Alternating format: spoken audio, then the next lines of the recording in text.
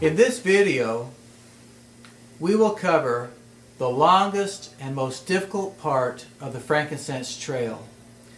The Book of Mormon indicates that it is during this part of their journey that Nephi, perhaps still in his teenage years, emerges as the leader of the family on their journey. And it is only through brave Nephi's extraordinary efforts to keep the family faithful that they're able to leave the desert alive.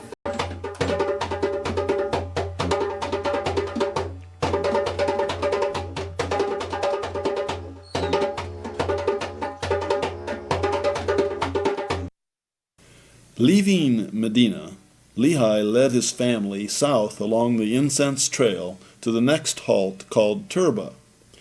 Farms or fertile parts would not be so plentiful in this region of Arabia.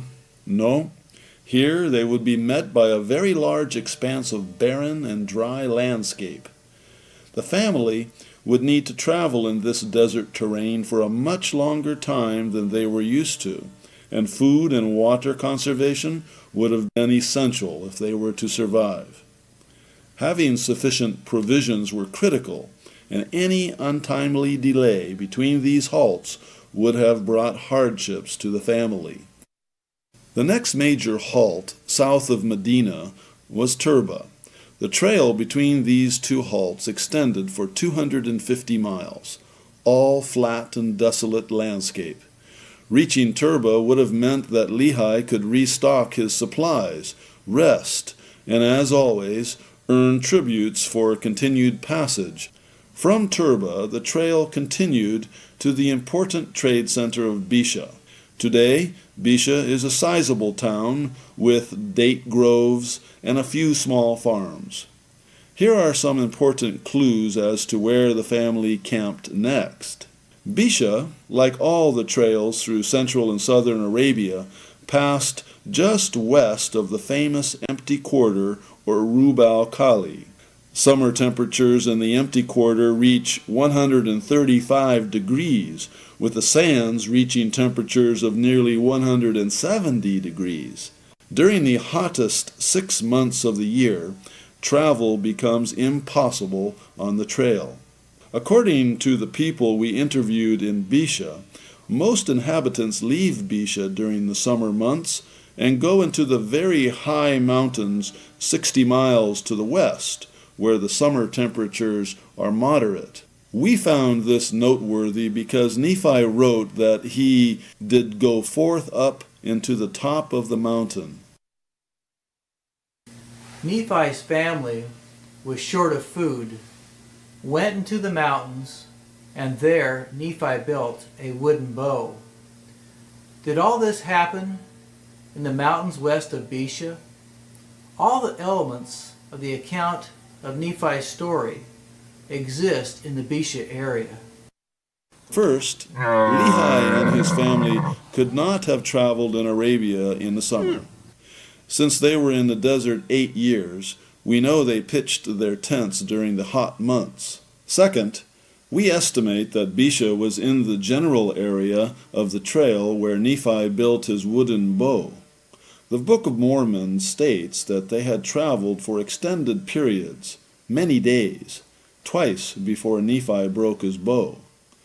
This probably means that they traveled south at least 2 winter seasons before camping at the place where Nephi broke his bow. Of their 8 years in the wilderness, they probably spent at least 1 or 2 years at the valley of Lemuel. If they spent each of 6 winter seasons traveling from the valley of Lemuel to Bountiful, then we have estimated that they would have covered 1/3 of the total distance by the time they reached the place where Nephi broke his bow. Bisha is located 765 kilometers south of the valley of Lemuel, approximately 40% of the total distance to Bountiful. Third, Nephi states that he hunted in the top of the mountain, and Bisha just happens to be the closest halt to the Azir Mountains. Fourth, If their arrival at Bisha coincided with the start of the hot season, the family would have looked for a place to camp. They would have found Bisha abandoned, its farms a winter activity inactive, and its date groves months away from ripening. Thus, the nearest source of food would have been the wild game in the mountains to the west. Faced with the sweltering summer temperatures, no food, and in need of rest, it makes sense that Lehi would have led the family from the trail and into the mountains to wait out the summer and to hunt for food. For these reasons, Richard Wellington and I wondered if the camp where Nephi built his bow was in the mountains above Bisha. However, to build a bow of wood, Nephi had to find wood that had the rare and unique qualities necessary for building a bow. Such wood is rare in the desert, especially in Arabia. Even before we came to the conclusion that the mountains above Bisha was the most likely place where Nephi built his bow, I had asked Neil Holland to help us in our search for bow wood. Neil lived in southwest Arabia, where he trained the Saudis to fly F-15 fighter planes. Neil, originally from New Zealand, has a university degree in history and a keen interest in Book of Mormon archaeology. We felt at times that perhaps there was some interest in this project by the Lord, because in one experience we had, my wife had returned to the U.S. With the children for the summer vacation, and I went with Matt Fortner. We went looking on Mount Azad for knobwood, and as we went down the bulldozed road down the steep escarpment from an elevation of about 8,000 feet, we discovered several trees that were quite different than what were used to seeing in the desert. So we stopped and began to look at this, and one of these was a tree called Daru, which had a very, very straight appearance, and we thought would be great for a bow. And as we were exploring it, a Saudi stopped behind us, and what's interesting about that is that on this dirt road, literally a four-wheel drive road that goes down this very, very steep escarpment, we only saw 3 vehicles that entire day. And this Saudi stopped behind us, asked us what we were doing. We told him, and to our surprise, he knew very much about the trees. He was able to name them and what their properties were, and he told us that this was the Daru tree, and it was not any good, that when it dried it was very, very brittle and would break. Okay, here's the completed bow without the string on it yet, but you can see it actually forms quite a size by putting those two pieces together.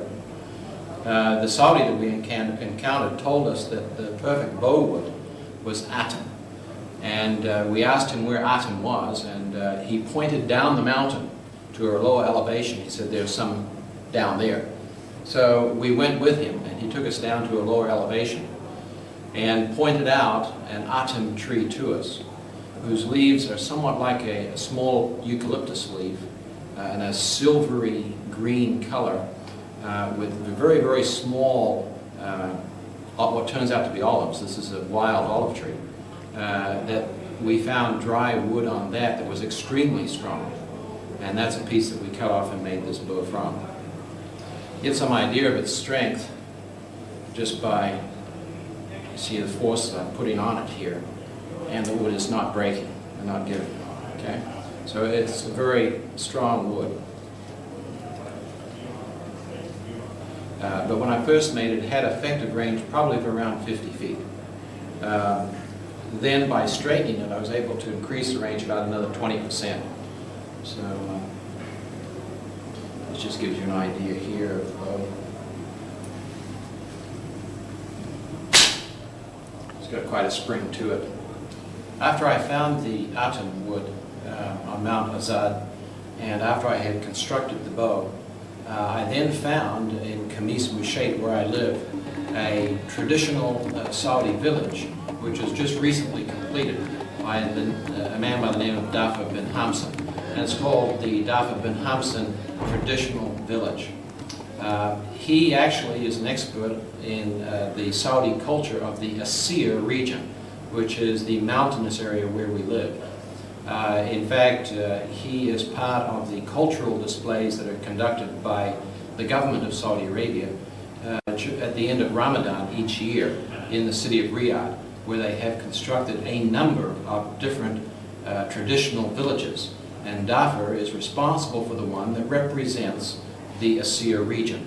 When I went to talk to Dafur bin Hamson at the Cultural Center in Khamis Mushaid, he verified, first of all, that this was atum. He actually took a piece of it and chewed on it, and by its taste, he knew this to be genuine atum. He did explain that it was the best wood for bows. There was one other wood that was used called athol, and he took us out to the back of his shop and actually produced a piece of athol wood for us. But he did point out that atum was the best, and therefore was more prominently used. Neil's discovery that atum was the wood historically used for building bows in southwest Arabia seems to place Nephi in the mountains just above Bisha. Why? First, even though bow wood is rare in Arabia, Nephi seems to have had no problem in finding wood with which to fabricate a bow. For us, the implication is that he was in an area that had ample bow wood. If this is right, and Nephi used atum wood, then Nephi built his bow near Bisha. We know this because atum trees grow in Arabia in a narrow range only 72 miles long from north to south. From Bisha, each of the 4 wadi trails we found led into all but the very northern reaches of the atum trees' range. Second, atum trees grow at a range of 6,000 to 7,000 feet. Nephi implies that he built his bow in the mountains and then went to the top of the mountains to hunt. Although atum trees grow high in the mountains, higher yet are the mountain peaks that soar above them. Nephi was successful in killing several animals with his bow. There continues to be large populations of small and large game in the mountains above Bisha. Do we know where Nephi built his bow? No, but we do know that the account of building a bow of wood, going into the mountains to hunt, is consistent with at least one part of the frankincense trail. That place is Bisha. There is one more possible clue that the broken bow camp was in the mountains near Bisha. You see, at Bisha, the main branch of the frankincense trail wound its way into the desert on the east side of the mountains. Continuing south of Bisha meant traveling on the very edges of the dangerous empty quarter, the largest sand desert in the world. If a traveling party lost the trail and wandered into the empty quarter, it is likely they would also lose their lives. Andrew Taylor, an expert on ancient routes in Arabia, writes of the empty quarter. All the travelers kept to the side of the great wastes of the empty quarter. Traveling into the sands, they were well aware, would mean death just as certainly as swimming out into the ocean. There was no hope of survival, nothing to sustain life, and just as important, no reason to make the journey. The empty quarter, they all knew, was just that, empty, barren, and hostile. It was best left alone. At Bisha, Lehi had a choice to make. He had probably been advised by the commercial caravaneers, as well as the merchants in the cities they passed through, to keep his family away from the empty quarter. The main trail was no place for amateurs. Instead, he should take his family with women and young children south, along a minor branch of the trail that entered the mountains. South of Bisha there was a minor trail that led into the mountains. This route was known as the Elephant Trail. The mountain trail would be hard on camels, slower, and pass through the towns and villages of the idolatrous kingdom of Sheba. However, the mountain route had plenty of water, cooler weather, and farms where food could be acquired. Since Lehi's family seemed to have been in no hurry to cross Arabia, we suspect that the family had already decided to take the safe and pleasant elephant trail through the mountains. Keeping this in mind, let's consider the reaction Lehi had to the message on the Liahona when he was ready to leave the camp where Nephi built his bow. As instructed by the Lord, Lehi looked at the Liahona to determine the Lord's will as to the direction they should go. Certainly, one would think the arrows would have pointed to the safe route through the mountains. However, Nephi wrote, "And it came to pass that when my father, Lehi, beheld the things which were written upon the ball, he did fear and tremble exceedingly, and also my brethren, and the sons of Ishmael, and our wives." Of course, we do not know what was written upon the Liahona. However, we do know that the adversities Nephi wrote about in the Book of Mormon match perfectly the difficulties a family would have encountered had they gone down the trail that bordered the empty quarter. Nephi left us very few details about what happened to the family during this part of the saga, only that they were in the wilderness or desert, that they suffered terribly, and that at least one member of the party, Ishmael, died. Here is what George Potter and Richard Wellington believe happened to the family.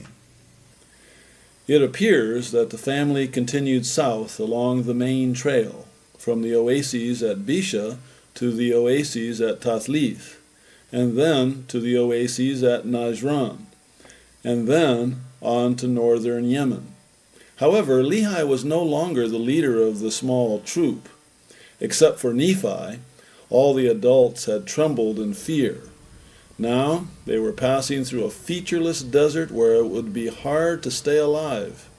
Sandstorms could arise overnight, completely covering the trail with sand and leaving the inexperienced travelers with no sign of the trail. If they missed a well during the winter months, they would die within days. If they became trapped on the trail during the summer and tried to continue on, they would die within hours. T.E. Lawrence of Arabia wrote of effects of the Arabian sun. Quote, "Not a long death, even for the very strongest. A second day in the summer was all but very painful.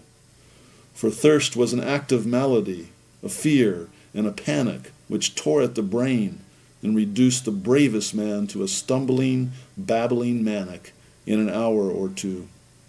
And then the sun kills him." Unquote. To make matters worse, trade along the trail might have stopped or been interrupted at that time due to political uncertainty. Historical records show that the wars that were taking place in the north between the Egyptians and the Babylonians had thrown the normal order and traditional loyalties along the frankincense trail into confusion.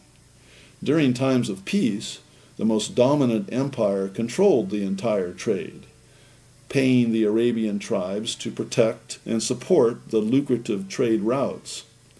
Babylonian records written shortly after Lehi left Jerusalem indicate that King Nebuchadnezzar sent his army after the Arabian tribes because they had stopped helping the caravans and instead started raiding them. At the camp of the broken bow, Lehi had openly murmured against the Lord.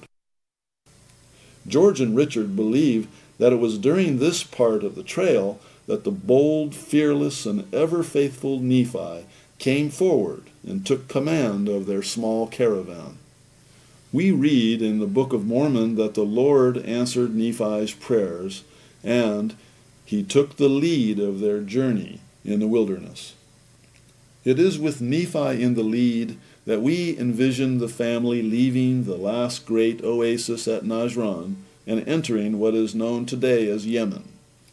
Here, the trail skirted the sand dunes of the empty quarter on the east and barren rocky outcrops on the west. Today, a dirt road still runs along the course of the frankincense trail. It remains even today a dangerous route besieged by bandits, kidnappers, and bands of Yemeni tribesmen who sometimes help and sometimes do not. While we were filming this video, we read this unfortunate account of a small party traveling along this part of the frankincense trail and remembered just how close Nephi's party came to perishing in the desert. Quote, Yemeni authorities are investigating the death of 14 people, including all the members of one family, in the empty quarter while they were on their way to Saudi Arabia. According to informal sources, 2 women and 2 children were among the dead. Tribal sources said the people died because of a lack of water, while others attributed it to a sandstorm. There was also a report that their jeep had run out of fuel. Unquote. This account is not uncommon. Every year, experienced travelers die in the empty quarter. At times, the sands along the trail drifts, making it very easy to get lost, especially if one is traveling on the trail during one of the common sandstorms. As we read the verses in the Book of Mormon, it appears that this is exactly what happened to Nephi and his party. They were slothful and forgot to exercise their faith and diligence, and then those marvelous works ceased, and they did not progress in their journey. Therefore, they tarried in the wilderness, or did not travel a direct course, and were afflicted with hunger and thirst because of their transgressions. Lundy Fry and I camped in the empty quarter with an experienced guide named Jacques de Vries from Belgium. We were wondering what Nephi meant by the words, they did not travel a direct course. Jacques showed us and explained to us how easy it is to get lost in the desert along this part of the trail.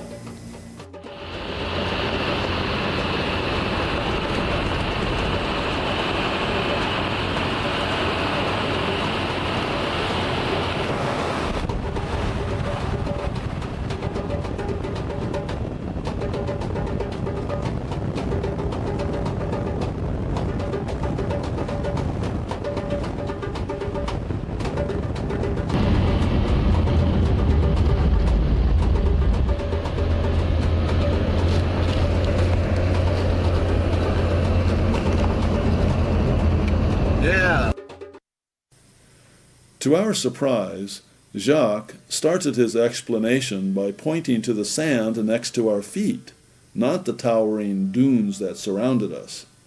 He showed us how the sandstorms formed the great dunes of the empty quarter. Jacques pointed to the ripples in the sand and how they formed long corridors. These ripples, he explained, were a type of microcosm of the dunes that surrounded us. The winds, he said, form great ranges of sand mountains, sometimes over 800 feet high, that run in giant ripples for hundreds of miles. From the space shuttle, Jacques noted, the empty quarter looks just like these ripples in the sand. Our guide explained to us that these sand dune corridors run northeast to southwest. Thus, if a traveler wandered into a corridor and wanted to continue south to the coast of Oman, he would get in serious trouble. He would have to know where to jump the several main corridors in order to arrive safely.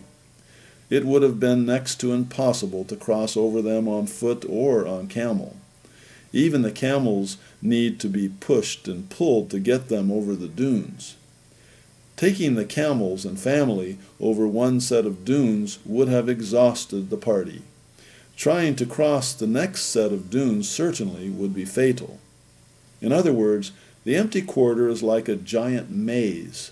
If a family wandered off the frankincense trail and found themselves in the dunes, they could try to continue south, but would exhaust themselves trying. In the end, they would need to follow a corridor back to the west and try to find the trail again. Let's assume that Nephi and his party somehow lost the trail and wandered into the empty quarter. Perhaps they were traveling at night to avoid the heat and lost their way.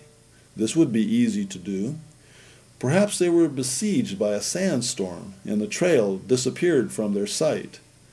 By the time they realized they were lost, they might have found themselves amid towering mountains of sand dunes facing their north and south.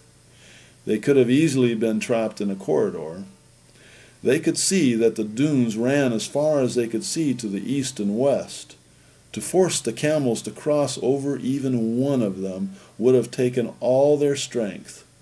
Nephi wrote that they suffered from much fatigue. Despite Nephi's own faith, he realized that the Liahona was not working.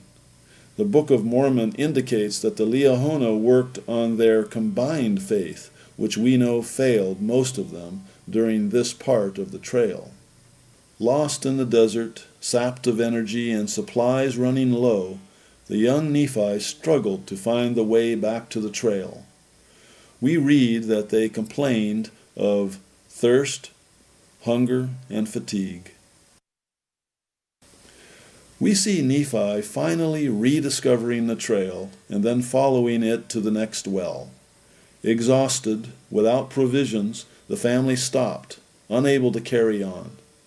At this point, after Ishmael's death, the family believed they would die from hunger, not thirst. They must therefore have been at a well, but there were no supplies. How could this have been? A well with no provision for travelers?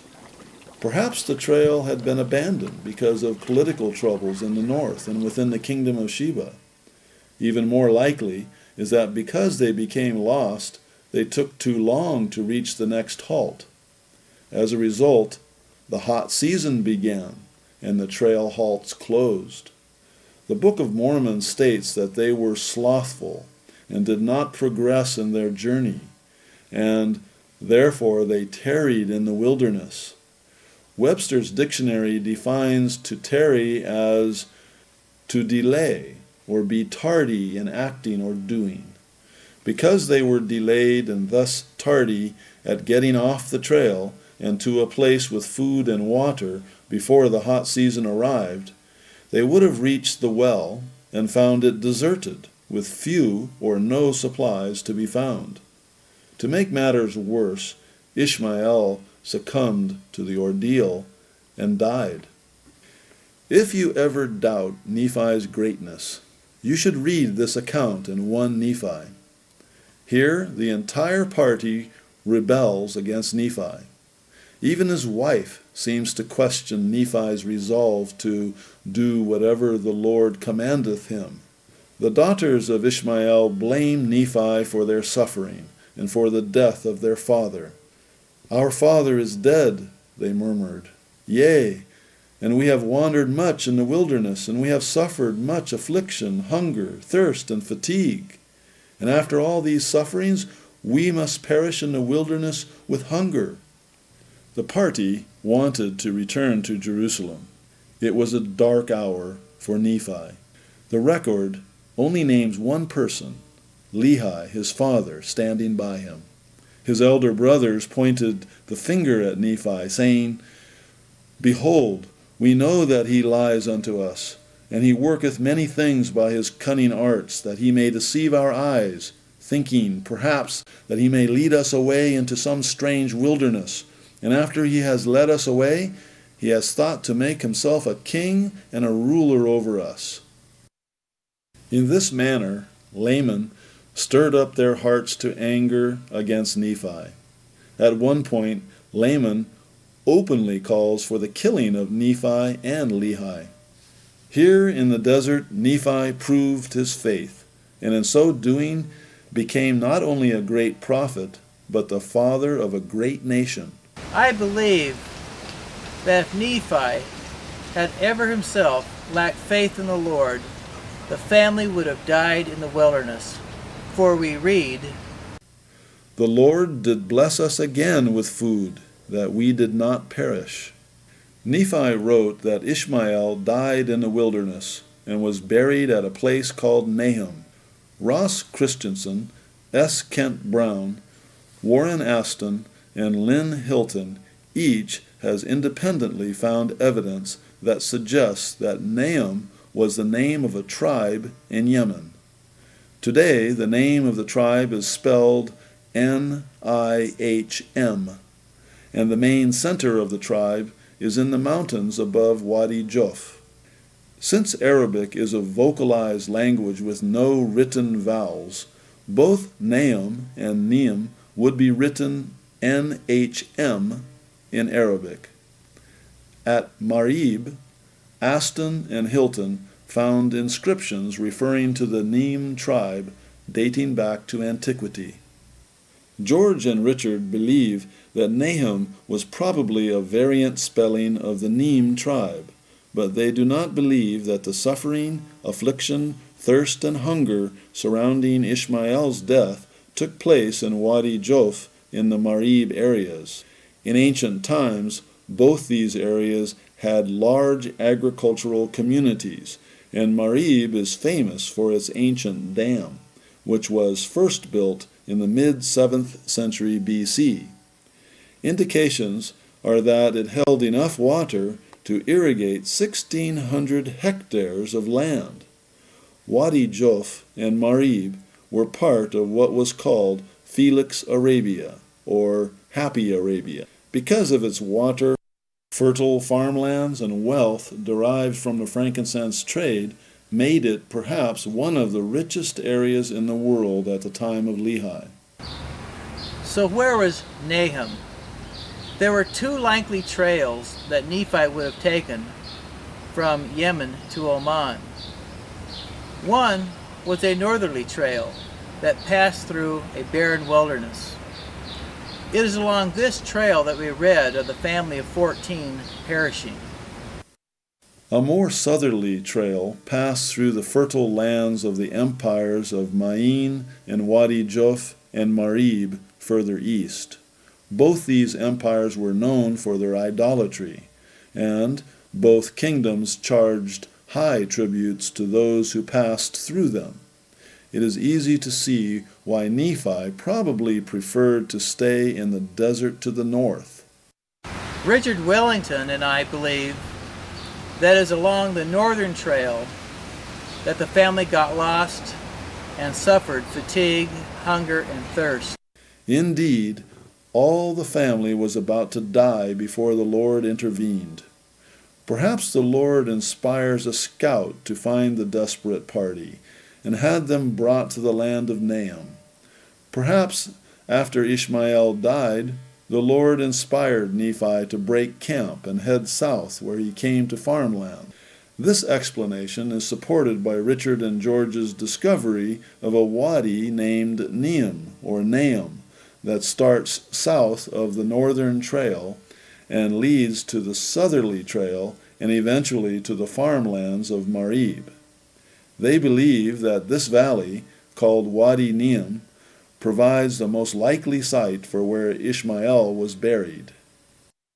It was not until the 1990s that archaeologist Juris Zarins discovered that a well-organized trail existed through northern Yemen to Oman.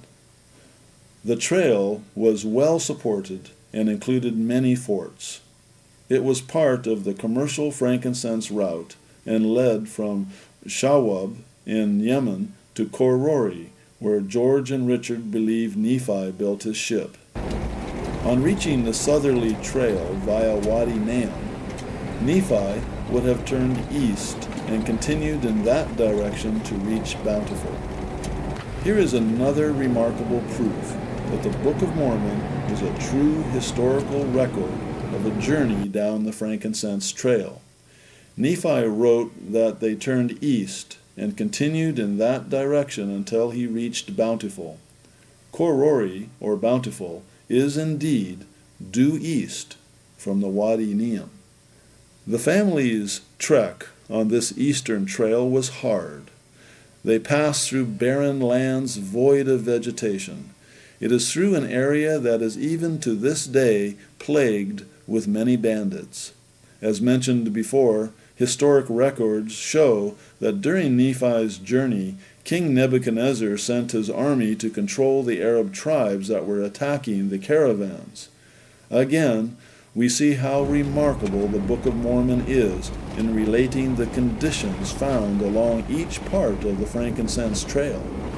Whether it was due to a lack of wood, or for fear of being spotted by bandits or the unhappy tribes, Nephi wrote that they ate their meat raw during this stage, for the Lord had not hitherto suffered that we should make much fire. To this day, even explorers do not start fires in that part of Arabia. Why? Because of the bandits. Indeed, the accounts of the early explorers from England who crossed that part of the empty quarter noticed that the Bedouins would not have fires, but would have their meat raw, just as we saw in the Book of Mormon. Truly, I believe that the Book of Mormon is the oldest known record of a family crossing the frankincense trail. Discover more about the Book of Mormon through science and exploration by subscribing to this channel. You can also visit our website, Christ in Peru, for our books and documentation. You can also learn on that website about our annual Book of Mormon tours to Peru.